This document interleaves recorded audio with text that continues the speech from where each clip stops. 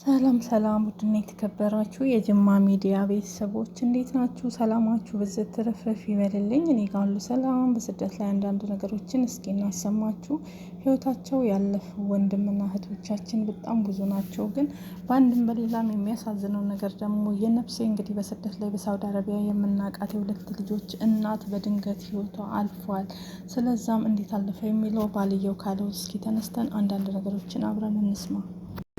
አልሐምዱሊላህ ብትቆይልኝ ከኔ ጋር ብዙ ነገር ብናደርግ ብዙ ብናረጅም ደስ ይለኝ ነበር፣ ግን አላህ አልፈቀደውም። ነፍሴ ኢና ሊላሂ ወኢና ኢለይሂ ራጂዑን።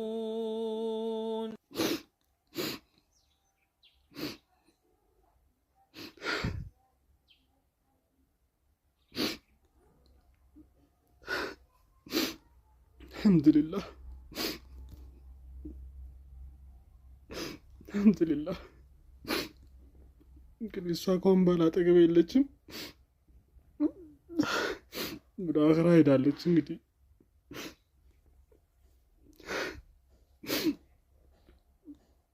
ይህን ነገር ባልናገር ደስ ይለኝ ነበር። ወላሂ እንግዲህ ቤቴ ተፈተነብኝ። ወላሂ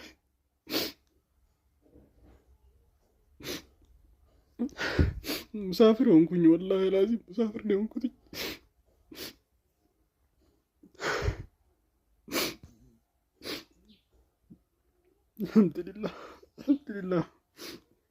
አልሐምዱሊላህ እንግዲህ ምንም ላደርግ አልችልም። ወላሂ አልሐምዱሊላህ ሙሳፊር አደረገችን። እንግዲህ ሲጥላን ሄደች።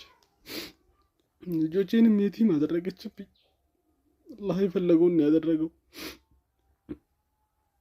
አልሐምዱሊላህ አላኩል ሐል።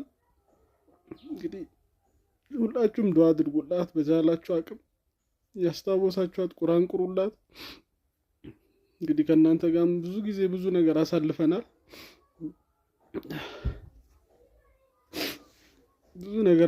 አልሐምዱሊላህ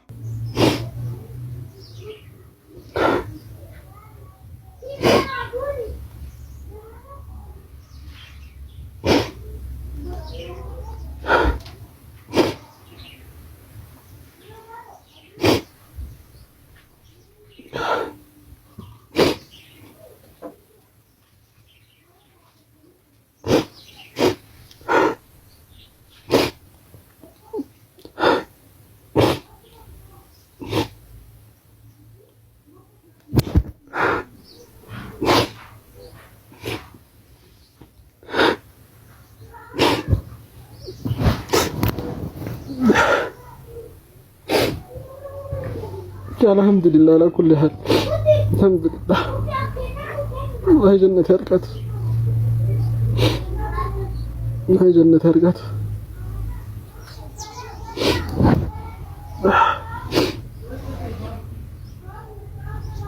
አላህ ጀነት ያርጋት። ነፍሴ ወላሂ ጥሩ ሰው ናት። ወላሂ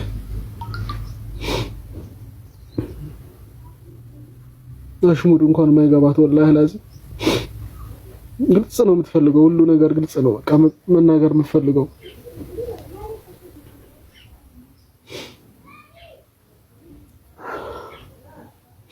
አልሐምዱሊላህ።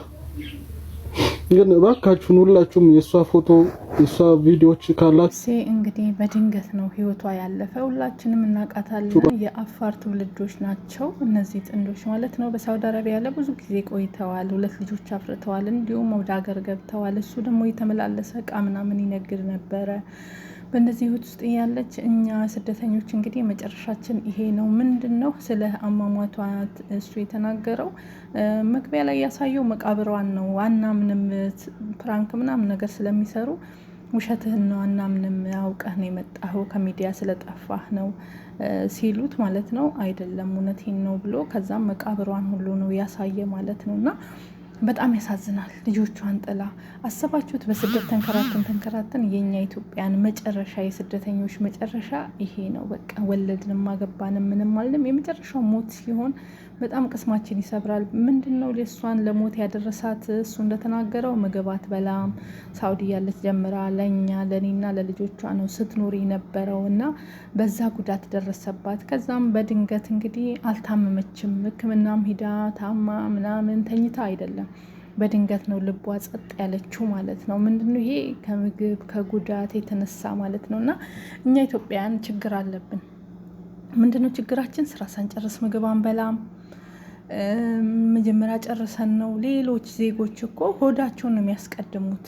ኢንዶኔሲያ ብትሉ ፊሊፒን ብትሉ ሆዳቸው ካልሞላ በፍጹም ስራ አይሰሩም። እኛ ግን ሆዳችንን ጭራሽ አናይም። ተሯሩጠን ስራ መስራት ትርፍ ሰዓት እንኳን ካለን ስልካችን ላይ ነው የምንዘፈዘፍ እንጂ በፍጹም ለሆዳችን አንሮጥም፣ ለሆዳችን አንቸኩለም፣ መብላትን አንፈልግም ማለት ነው። ይሄ ደግሞ እኛን ጉዳት ላይ ጥሎናል ማለት ነው። ስለዚህ ሁላችሁም ጥንቃቄ አድርጉ፣ ራሳችሁን ጠብቁ። በጣም እኔ ልቤን ሰብሮኛል። የእውነቴን ነው ምላችሁ። የእነዚህ ልጆች ነገር በጣም ነው ያሳዘነኝ። ወንድ ልጅ እንዴት እንስቅስቆ ሲያለቅስ ከሞተች እንግዲህ 1 ወሯ ነው፣ ግን ሚዲያ ላይም አልተወራም አልተነገረም፣ ጸጥ ነው የተባለው ማለት ነው። እና የኛ መጨረሻ ይሄ ነው የስደተኞች። በቃ ተኖረ ተሞተ። የእውነት በጣም የዋህ በጣም ምስኪን ልጅ ናት እና ሁለቱ ጥንዶች በቃ ደስ የሚሉ በጫውታ ነው የምናያቸው ማለት ነው። እነዚህ ዩቱበሮች እንግዲህ ከነ ብሬክስ ጋር ከዚህ በፊት ከነ ሊያሾ ከነ ጅጅክያ ምናምን ማለት ነው ከነሱ ጋር የከፈቱ የቆዩ ዩቱበሮች ናቸው። እንደውም ቻናላቸው አላደገም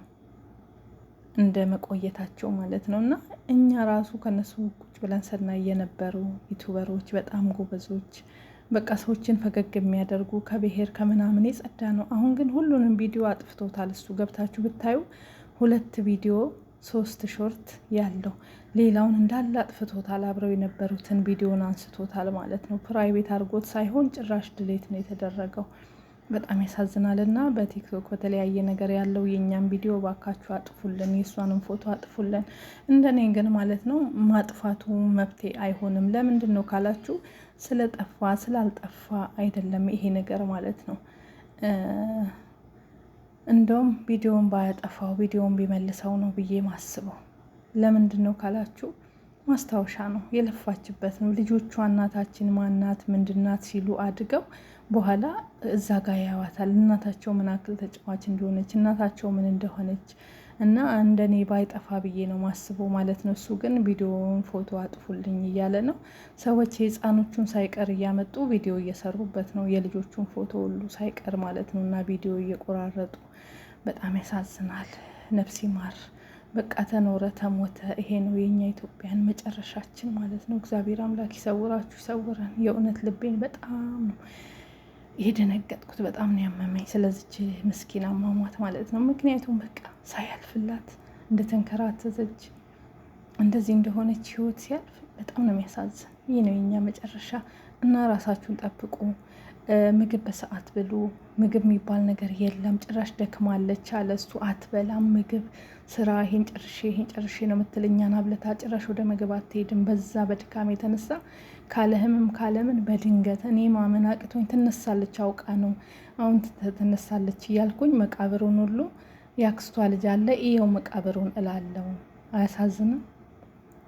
ሳይታመም ሰው ሲሞት እኮ ማመን ራሱ ይከብዳል የእውነት።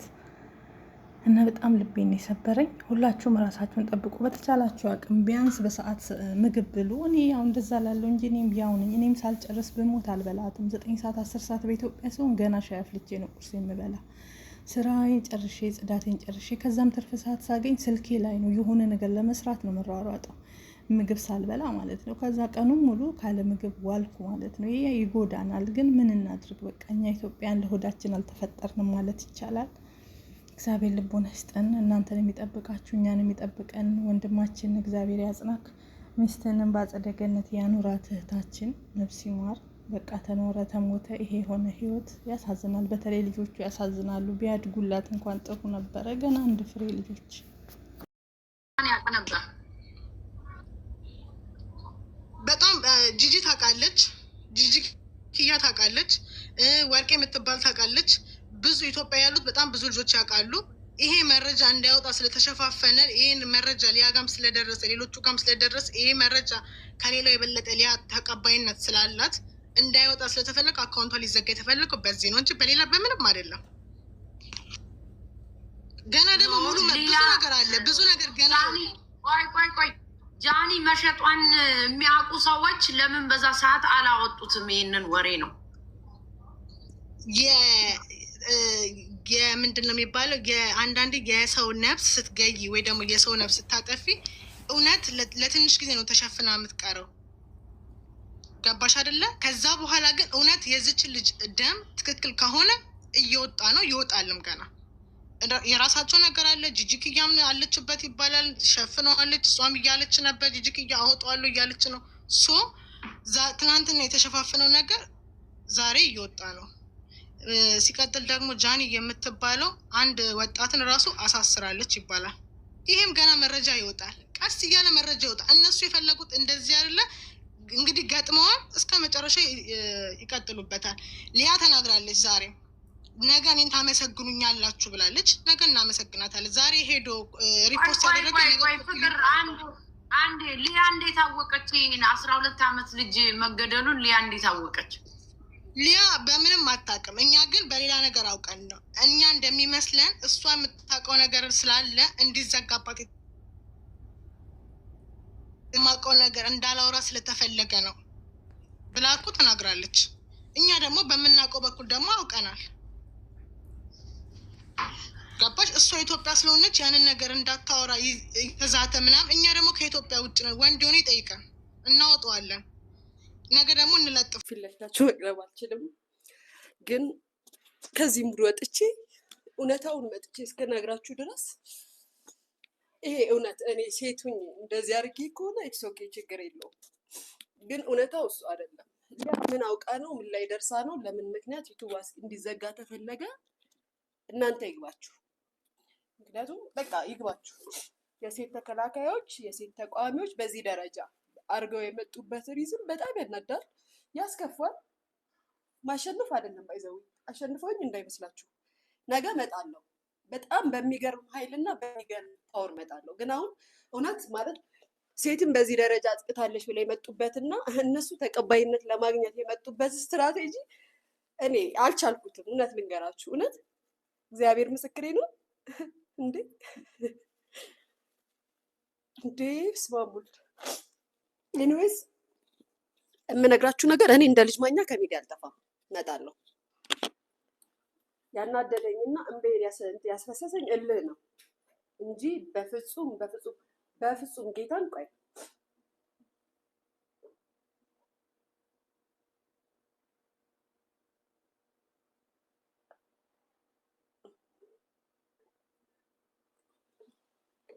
ይቀላ ማለት ነው።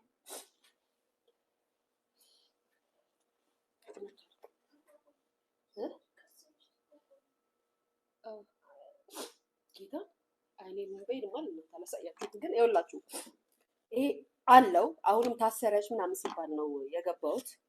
እኔ ማንም አያስረኝም፣ ማንም አይነካኝም። የሚጠይቀኝ ሰው ነገም ከነገ ወዲያ ይመጣል። ሚዲያ ላይ የተደረገው ነገር ግን እውነታን እንድሸፍን እውነታን እንድደብቅ ነው። ብዙ ነገር አለ እናንተ ያልገባችሁ፣ አሁን ላይ የገባችሁ የመሰላችሁ አይደለም። የራሳቸውን ስም ለማጽዳት ሊያ ሴትን አቢዩዝ ታደርጋለች በሚል ስም መጥተዋል። ኤኒዌይስ ታውቁታላችሁ፣ አንድ ቀን ይገባችኋል። እውነታውን ስትረዱት ያው እንደዚህ አይነት ነገር ውስጥ የሌላችሁ ሰዎች ያኔ ታመሰግኑኛላችሁ። ግን ነገም ከነገ ወዲያ ተጠቁ እነዚህን ሴቶች ይቅር በያቸው ያሉ የተባልኩትን ሰዎች መቼም አይደለም አላረገውም። መቼም እንግዲህ ይቅርታ በይ ተብዬ ይቅርታ ብያለሁ። ለምንድን ነው በተለየ መንገድ እነዚህ ሁለቱ ሴቶች ብቻ ይቅርታ በይ የተባልኩበት? ለምን ይመስላችኋል ጋይስ? ለምን ይመስላችኋል? እስኪ ዝም ብላችሁ ቁጭ ብላችሁ አስቡት። በምን ምክንያት ይመስላችኋል? እንደው ከተናገርኩት ንግግር